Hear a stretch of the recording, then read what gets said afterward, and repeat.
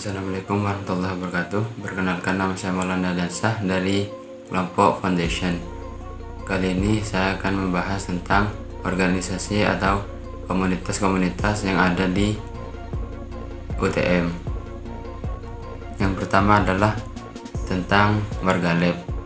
Bentuk Warga Lab sendiri adalah sekumpulan mahasiswa di teknik informatika yang sering berada di lab atau peduli dengan lab. Warga Lab didirikan pada tahun 2009 oleh Pak Jauhari.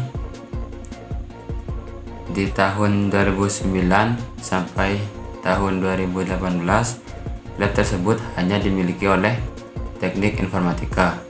Sedangkan di tahun 2018, Sistem Informasi menyatakan untuk bergabung bersama teknik informatika untuk menggunakan lab tersebut. Peran dari Warga Lab adalah untuk menjadi asisten praktikum dan menjadi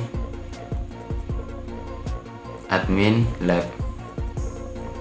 Fungsi dari Warga Lab tersebut ialah yang pertama adalah membuka lab, yang kedua adalah mengurus mahasiswa yang meminjam atau menggunakan fasilitas lab. Divisi-divisi Warga Lab. Yang pertama adalah divisi pelatihan seperti Himatif. Yang kedua adalah divisi Infokom sebagai pengurus informasi. Yang ketiga adalah divisi lomba, yaitu memfasilitasi mahasiswa yang ikut serta dalam perlombaan. Yang keempat adalah divisi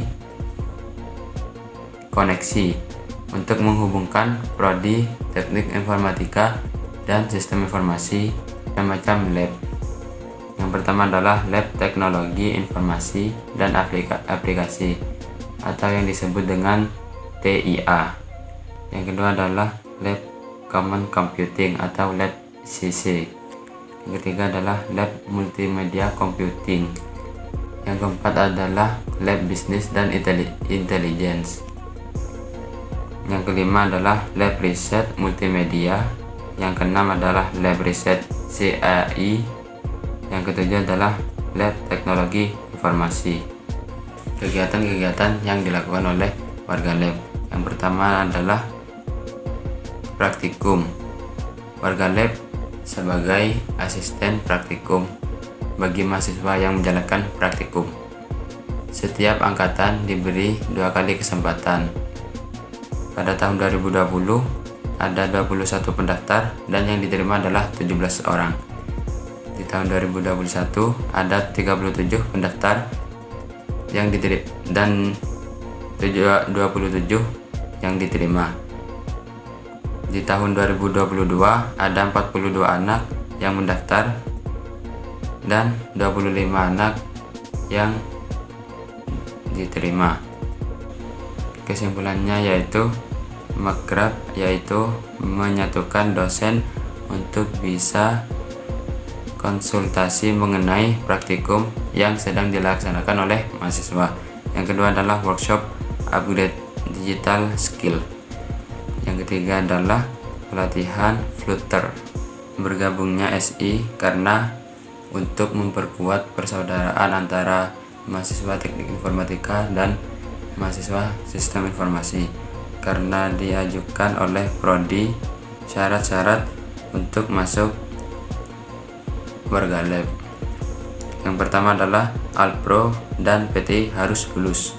Yang kedua adalah mahasiswa yang berada pada akhir semester 2 atau pertengahan semester 3. Yang ketiga adalah sudah menempuh di matkul struktur data. Yang keempat adalah matkul yang ada di praktikumnya harus lulus. Yang keempat adalah batas pendaftaran di semester 4. Yang kelima adalah menjadi asisten praktikum.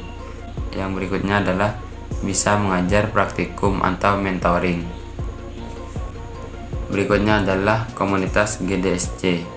GDSC adalah Google Developer Study Clubs. GDSC mempunyai 4 komunitas, yaitu Developer Group, Women Tech Makers, expert, dan GDSC itu sendiri. GDSC adalah komunitas yang berbasis digital di universitas.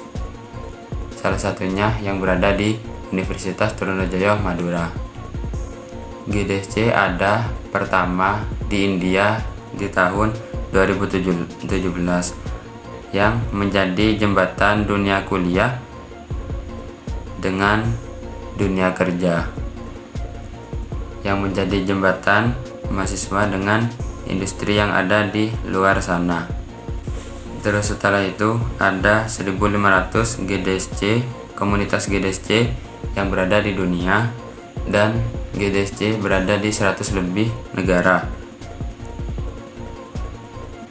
GDSC berada di UTM pada tahun 2021. Landasan dari GDSC adalah yang pertama connect, yaitu terhubung, yang kedua adalah learn, yaitu belajar, yang ketiga adalah grow together atau berkembang bersama.